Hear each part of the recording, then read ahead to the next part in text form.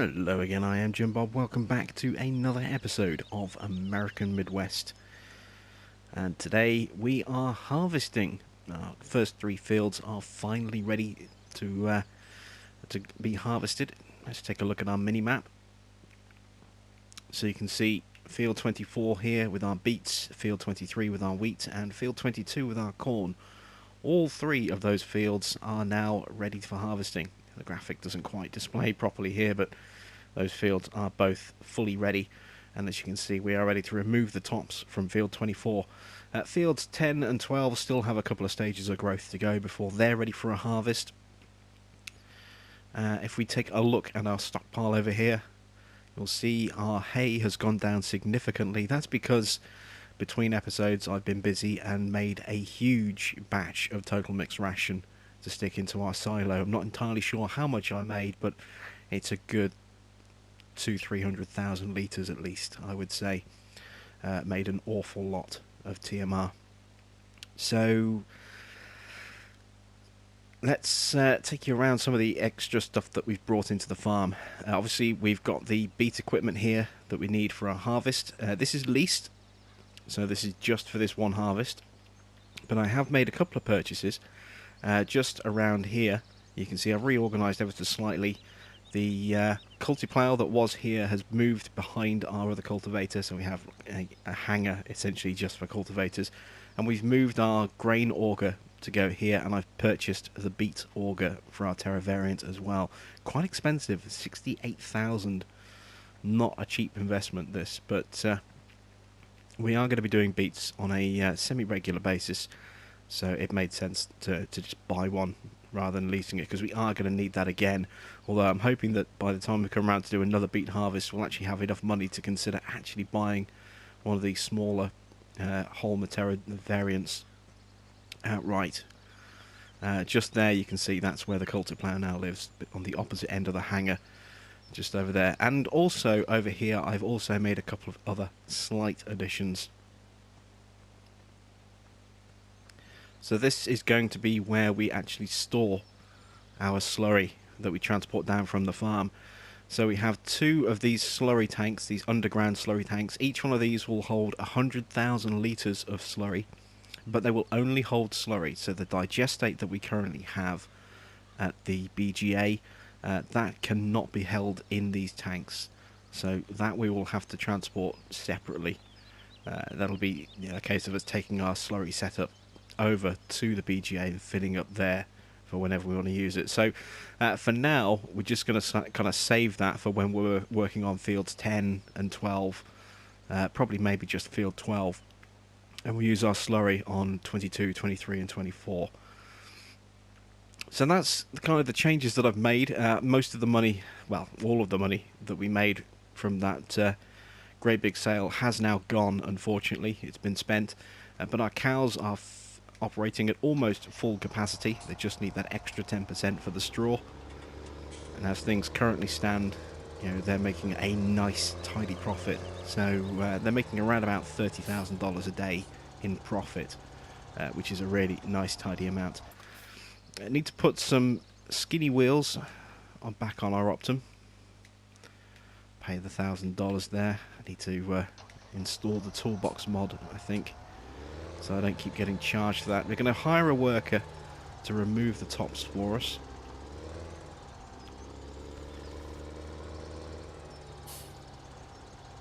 So we'll just get this guy underway.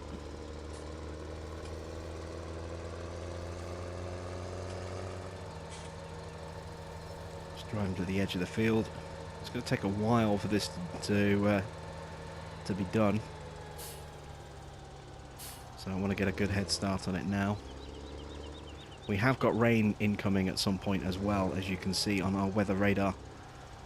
Don't know exactly when that's going to strike, but I'm hoping we can make a decent amount of progress before that happens. So we've got our worker underway here, as you can see, stripping out the tops off these beets.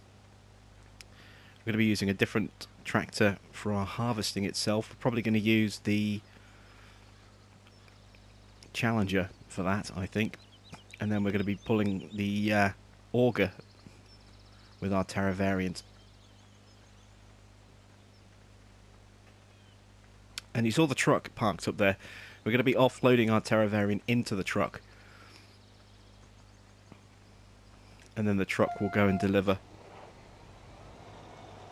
to our brand new Beet depot that we built last time out.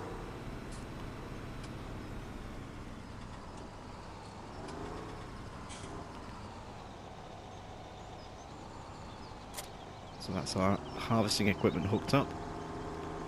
We're going to have to be a little bit careful with how we do the unloading. The unload arm, the pipe, comes out on the right hand side, and ideally it would be much easier if it came out on the left. That's a bit problematic, but we'll have to work around that. I'm going to let the Optum get a little bit further ahead of us before we actually start the harvest. So just park that up there. Need the Terravariants, and we need to put skinny wheels on this as well.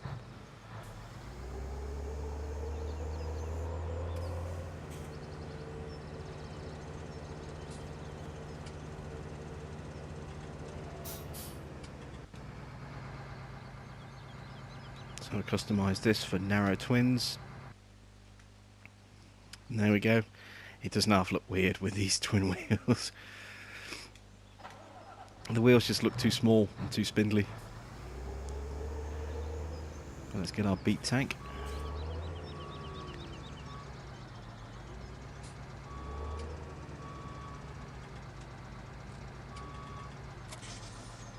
There we go. And let's get this unfolded. And this is why it would be helpful if it was the other way around, because of the unload pipe on this. So if we are on the same side as the unload pipe, we have a clash, as you can see. A, partly with the height of the sidewall, and B, with the unload arm on this auger, so we have to be facing in the opposite direction. We have to be facing that direction so that we don't have a collision. It's a little bit clunky and a little bit awkward, but we'll just have to make do as best we can.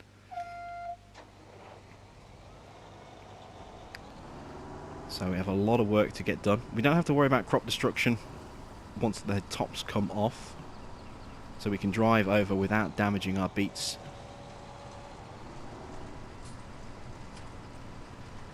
As you can see, obviously we had the tops on though, we would be causing damage. Which is why I wanted to make sure that our top remover got ahead of us a little bit. So we're going to have another worker running the harvester, and then we are going to be doing regular unloads from that into the truck that's parked up waiting for us over there.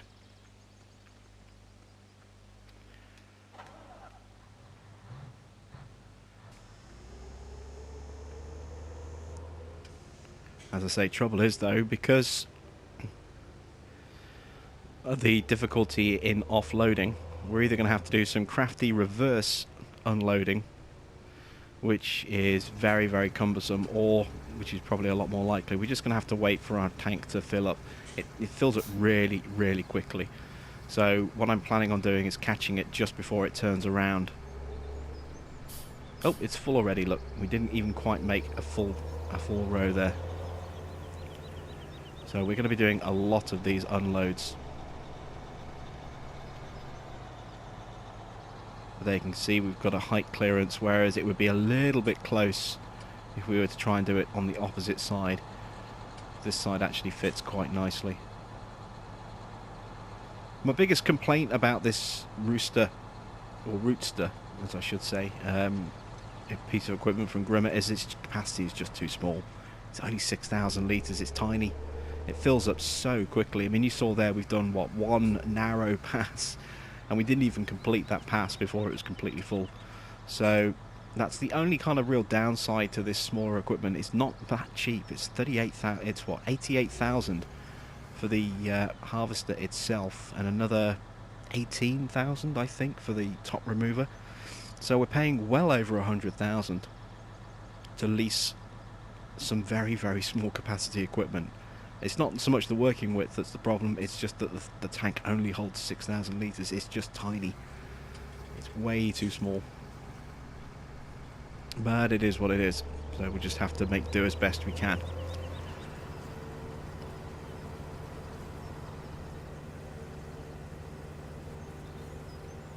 So while we're waiting for that to fill back up again, I have some amazingly good news. I've been in touch with Sedesco regarding Real Farm Sim. I had initially planned to pick up a copy on launch day, and then my finances took a big hit, and it became very obvious very quickly to me that I just simply would not have the money to be able to buy the game.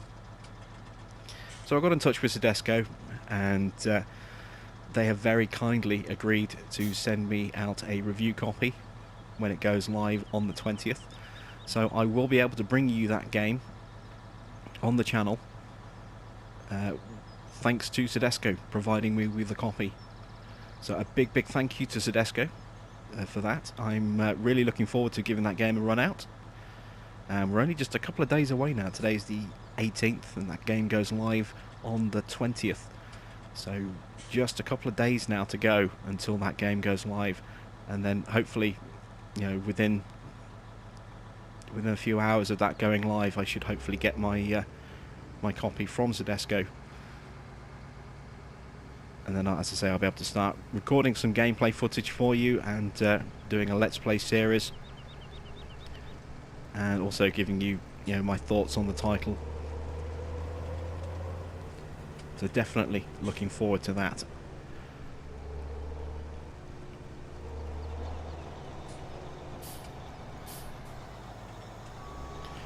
Right, we have a lot of harvesting to do today. Obviously we've got our beets to do, and I want to try and get at least the wheat done as well, or at least some of the wheat done, so we can get some straw for our cows and for our pigs.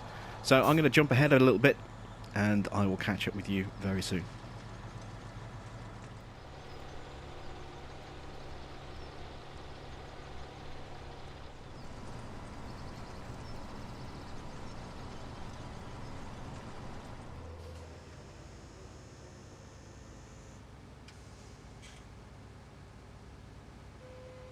Time for us to unload our first batch of beets.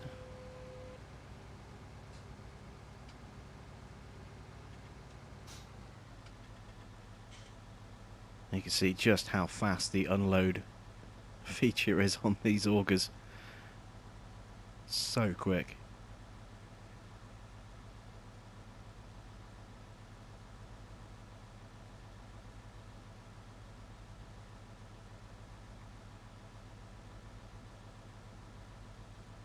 And there we go. That is the first batch of beets in our trailer. So another one of those, and then our trailer will be full. It has a capacity of just over 65,000. And then we can take our first trailer load to our new Beet store point.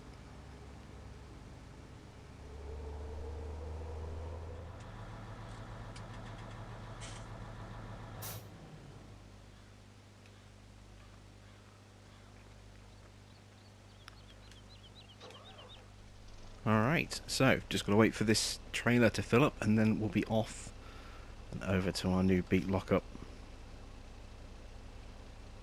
And there we go, that's the last of the beets that our Terra variant was hauling.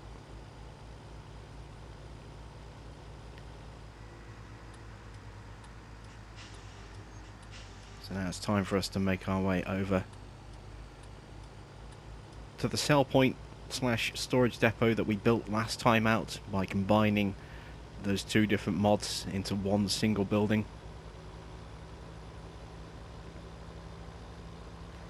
We'll drop these in, get them stored away, and then we'll head back and just carry on doing that until we've completely cleared the field of beets. So a long way to go, as you can see. You know, our workers haven't even done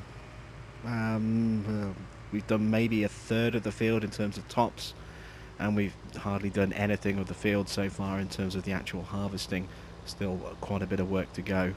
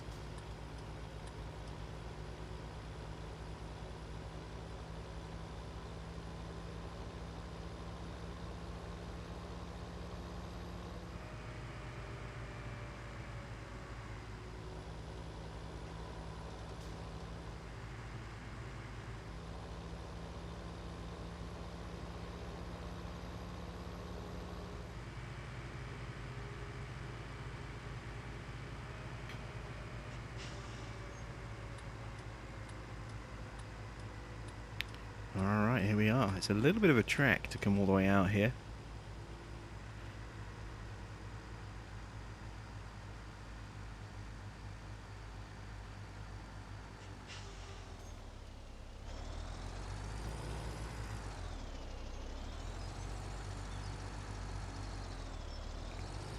It's time for us to put our first load of beets into our brand new home.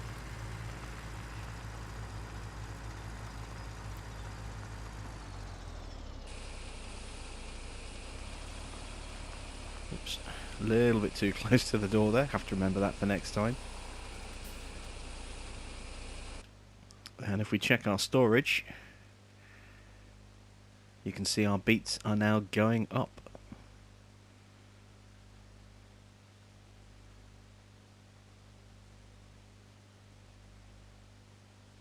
And quite fittingly, you can see the price, $4.98 at the root crop sale, which is this sell point here, where we are now, currently showing the best price. It's significantly higher than the others by quite a way. I didn't realise it was going to be that good. Same with spuds. Look at that, it's double. So it looks like we're going to be selling quite a lot of our stuff here at this depot. We'll try not to just do everything here at this depot. That would be a bit of a shame if we focus solely on just selling at the one place, but it's great to know that the price that we're getting there is really, really good. Obviously we get a great demand somewhere else, and we'll look into that, and the more that we sell at the sell point, the more that's going to go down as well, so it'll kind of balance itself out, I suppose. But time to get our truck back on the road, back up to the farm, all the way over there, and start loading up on more beets.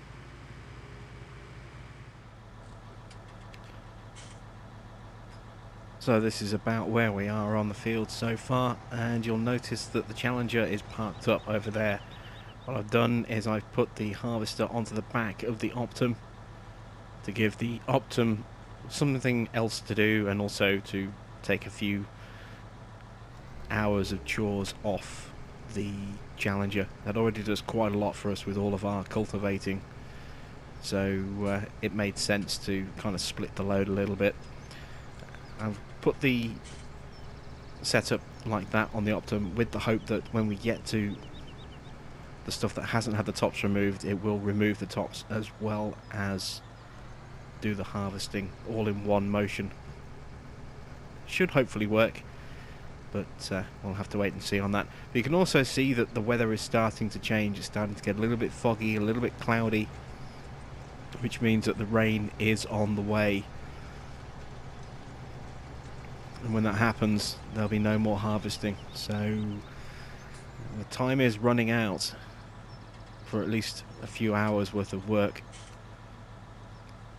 When it rains, it usually sort of rains for around about 5-6 hours, including sort of the drying off period afterwards before you can start harvesting again. So it's going to be early afternoon before we'll be able to pick up again once it starts to rain. So we're going to lose the rest of the morning. A bit of a shame. I was hoping that we could make some significant progress before the rain came, but you know, it's clearly on the way now. So I would imagine very soon we're going to get a little change in the weather graphic. We'll see a sun symbol pop up behind it, or a cloud symbol pop up behind the rain symbol, to indicate that, you know, a weather change is about to happen.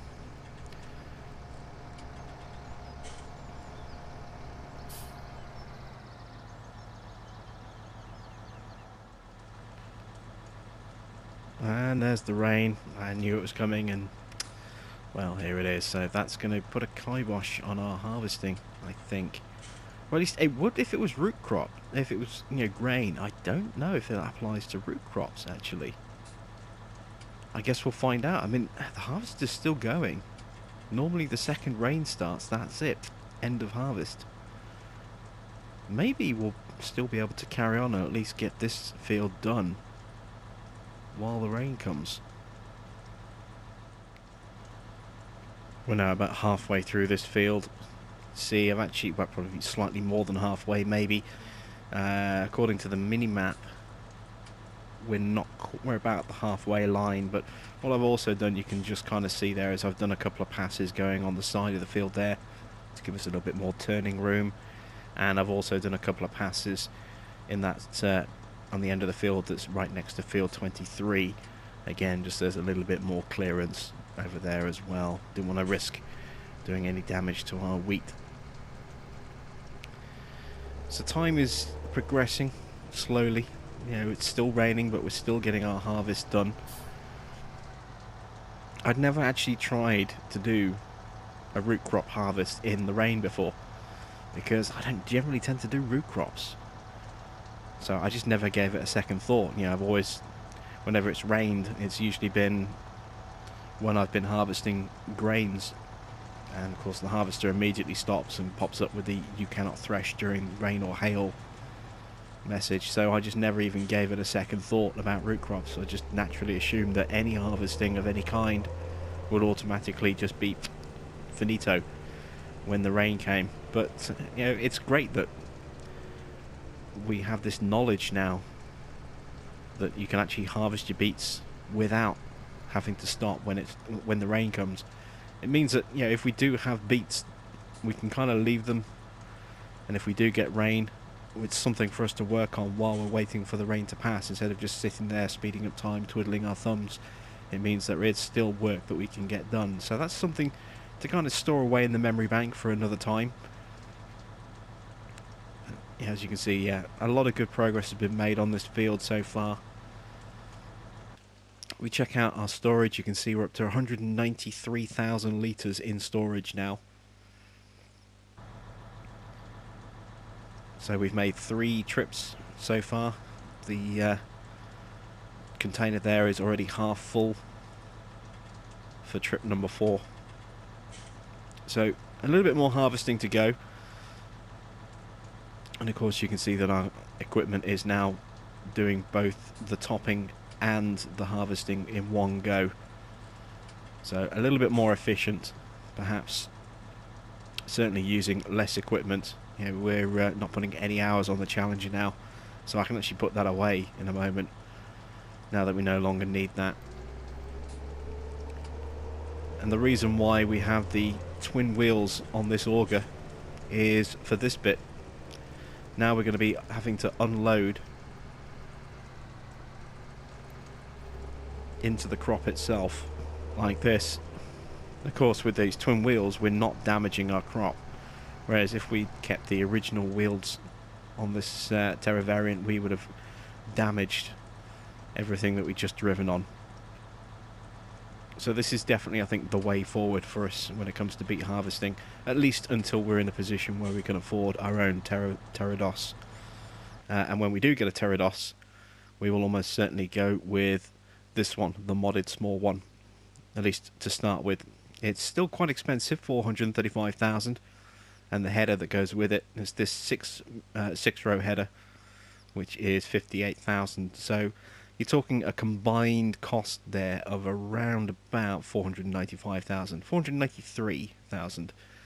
That's still cheaper than buying one of these, because with these, that's 495 plus an extra 78 for the standard 9-row header, or 98 for the 12-row header.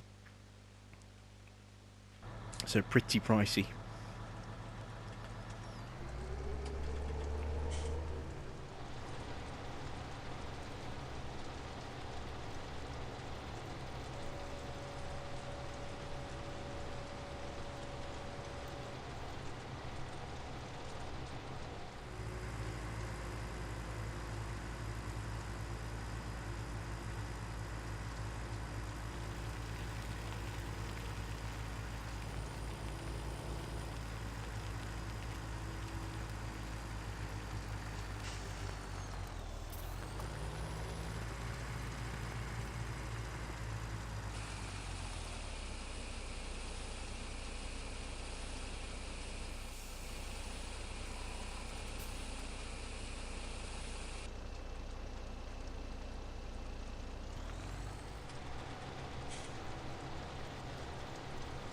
Starting to get down to the nitty-gritty of this field now.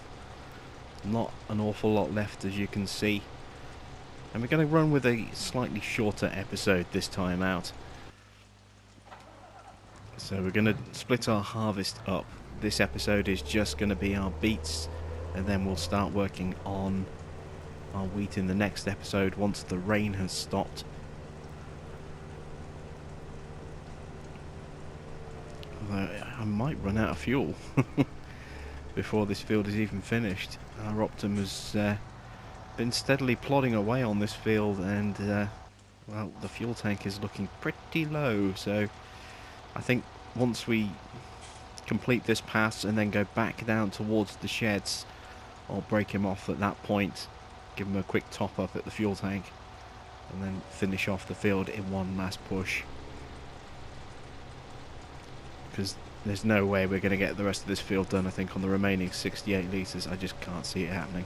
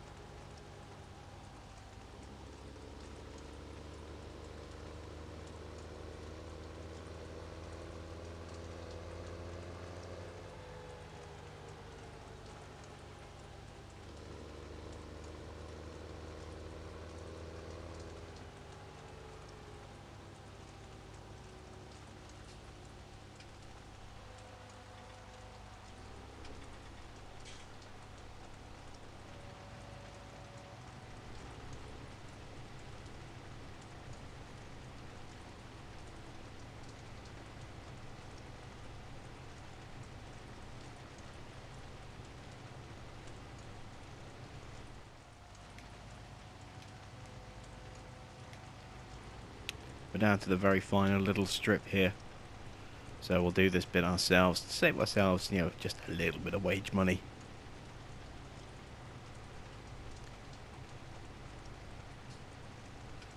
It's taken us, you know, several hours to get this field done. It's been raining since, what, just before 7 AM, so it's been raining for nearly 2.5 hours now.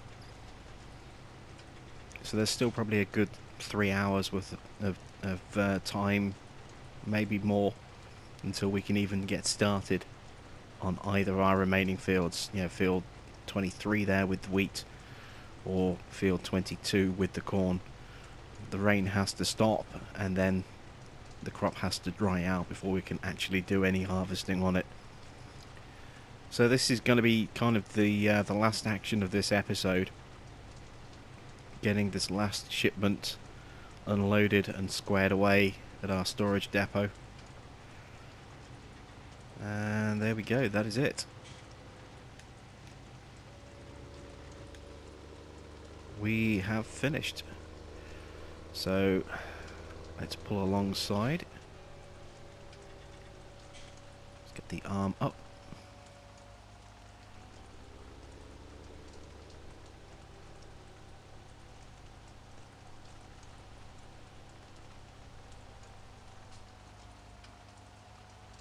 And there go the beets into our Terra variant there.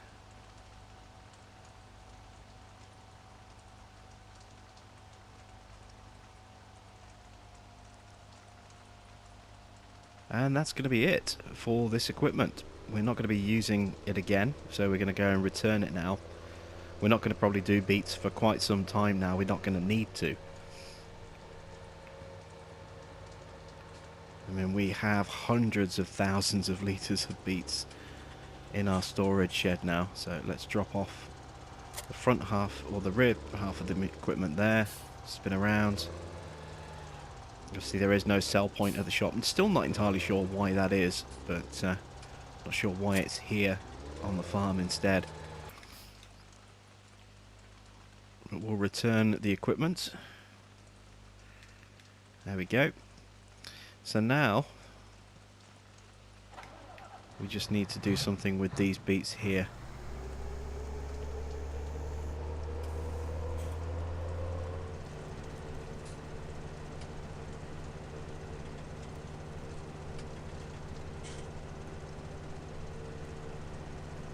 There is our truck waiting for us.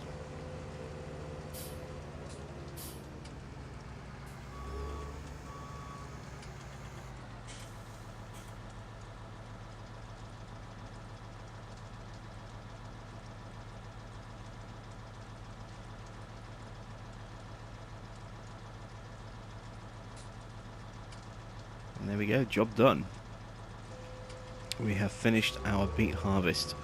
Some of these beets we're going to take up to the main farm. In fact, I'll probably take that whole trailer's worth up to the main farm, or the dairy farm, sorry, this is the main farm. Take them up to the dairy farm and find somewhere to stash them. I'm thinking the bay where I currently store the Puma is probably where I'm going to store the beets. Let's get this put away in its new location in this shed here.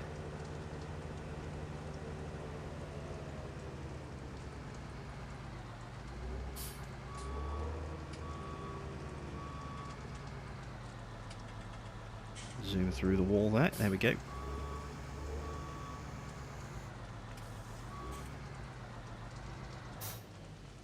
So let's just take a look, and you can see we have 384,500 litres currently in storage. That's a nice tidy amount of beets there. Let's just put this back in the shed as well. We'll be using this in the next episode to pull the big body trailer that we have in there. That'll be what we'll be unloading grain into.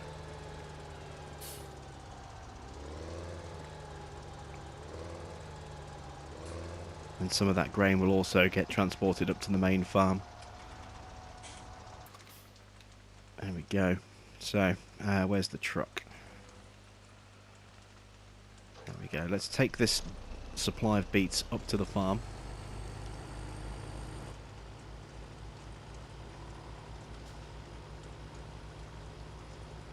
And once we're up there, we can actually put some of these into our pig trough. So I will see you at the farm.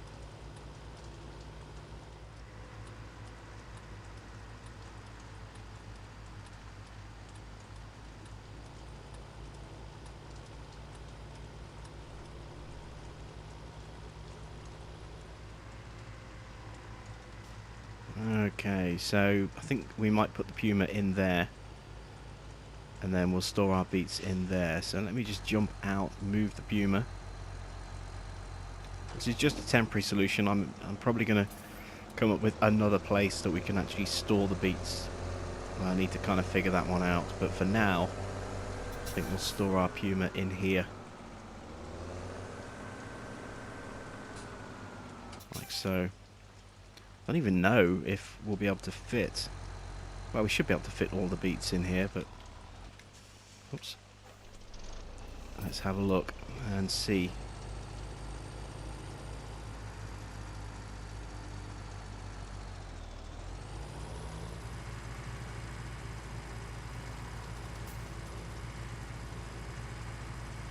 So that should be a good spot to start.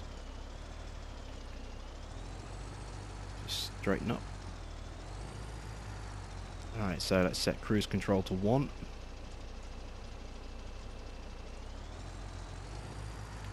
And start the tip. Ooh, we're getting some lag.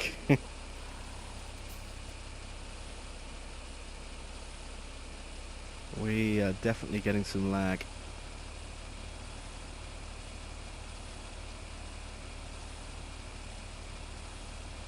Wow. Look at that. It does not like these beets being up here.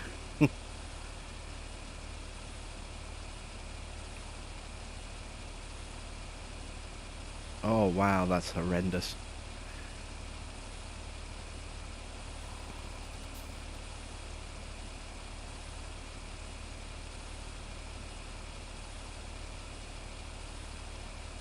So yeah, definitely going to need to find somewhere else where we can store these, preferably a storage silo of some kind. I think we're going to have to, put a Beet placeable up here. Just a 300,000 litre one, I think. They are quite pricey. They're what, 96, 98 grand each, somewhere around the $90,000 mark. We're going to need one of those, I think, so we can store our beets without causing huge lag up here. Because it's a long way to go. Oh, there we go. It's a long way to travel. Just for, a handful of beets each time from our storage depot on the opposite side and the opposite corner of the map. To come all the way up, down there and all the way back again just for a single trailer's worth of beets, or a couple of trailers worth of beets, depending on how many our pigs need. It's going to be easier to just have somewhere we can store them up here. So hopefully, now that they're all placed, the lag isn't going to be too bad, and we can probably get away with leaving those there. Let's hook up to the bucket.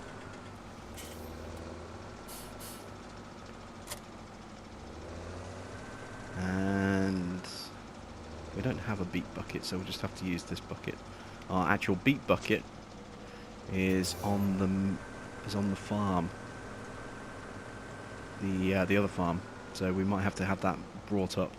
Although that is a telehandler bucket, it's not configured for this. I am going to need the dump truck.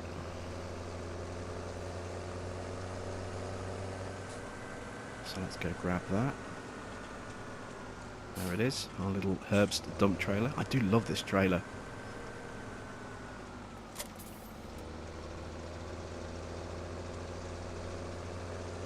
It's just perfect for running small amounts of product to those troughs, and it's not very long, which means it's great for tight confined areas.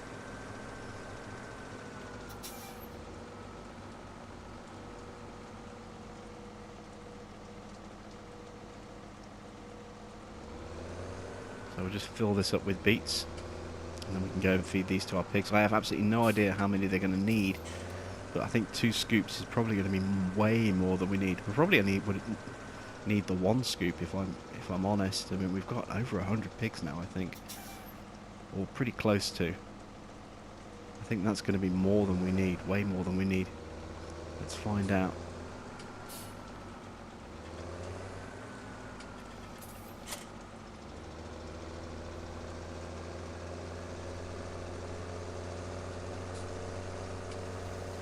Oops. There are our pigs running around happily in their little pen area just there.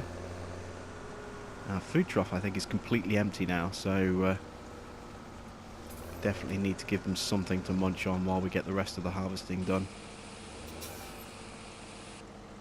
There we go. Yeah, a single scoop would have been enough. So we've got plenty of beets up here to last us for a very long time. We have no issues whatsoever with needing beets up here for quite some time now. I mean, we've dumped, what, nearly 60,000 litres up here, and we've only used 3 so far, so we've got, way more than enough beets than we need for a very long time. Right, how do I unload?